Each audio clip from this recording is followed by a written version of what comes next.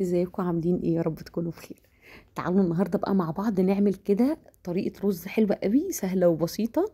هنعمل النهارده الرز اللي بالخلطه. مش هياخد مننا وقت خالص، بس حلو قوي في العزومات، حلو قوي مع اي مشاوي، طعمه مش هيختلف عليه اتنين. تعالوا نشوف عملناه ازاي. انا حبيت اعمله النهارده رز بالخلطه من غير اي مكسرات ومن غير اي حاجه، بس احنا طبعا ممكن نضيف عليه مكسرات. اول حاجه انا معايا معلقه زيت كبيره. عندي بقى بصلايه وسط، مقطعاها مكعبات صغيره.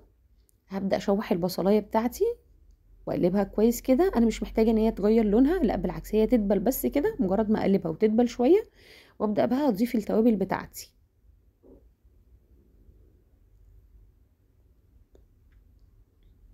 عندي بقى البصلايه بتاعتي خلاص هي بدات تدبل. عندي بقى التوابل بتاعتي: ملح وفلفل وقرفه وكاري. هضيف بقى عليهم سر الخلطه: ال11 بهار بتاع كنور، بيدي طعم حلو قوي قوي للرز بخلطه. عارفين اللي هي فيها ال11 بهار ده فيه توابل كتير جدا متواجده فيه، فطعمه حلو قوي. هبدأ بقى اقلبهم كويس جدا مع بعض كده. الريحه ما اقولكوش حلوه جدا، يعني الريحه في الوقت ده بتاعه البصله بالتوابل حلوه قوي. انا بقى عندي حوالي تقريبا كوبايه ونص رز بسمتي. ممكن لو مش متوفر رز بسمتي احنا ممكن نعمل رز الابيض، الرز بتاعنا المصري العادي جدا، بس انا كنت المره دي حابه اعمله رز بسمتي. وابدا بقى اقلبهم كويس جدا مع بعض كله لحد كده ما الرز بتاعي يبدأ يتشوح كويس. وفي الوقت ده انا ضفت مكعب مرقة دجاج، بس للأسف ما طلعش في التصوير.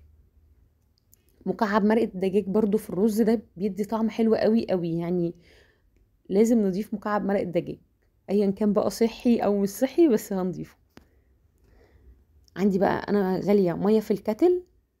هبدأ اشوحه كويس جدا الرز، وهنقله بقى على اصغر عين عندي على البوتاجاز.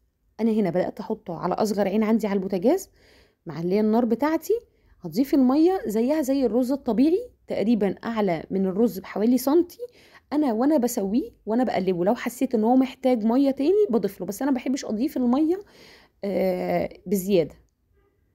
هبدا بقى اغطيه، واول ما الرز بتاعي يبدا يبخر انا هوطي عليه العين خالص. وتقريبا كل حوالي 10 دقايق بقلبه كده تقليبه، واشوف اذا كان هو محتاج ميه ولا لا. لما بضيف ميه مغليه، حاجة بسيطة كده عشان الرز بتاعي يطلع مفلفل. الرز انا مش بنقعه قبليها ولا اي حاجة. بصوا شكله حلو قوي وطعمه حلو جدا. يا رب تكون الوصفة عجبتكم، وان شاء الله نتقابل فيديو جديد. ما تنسوش الاشتراك في القناة.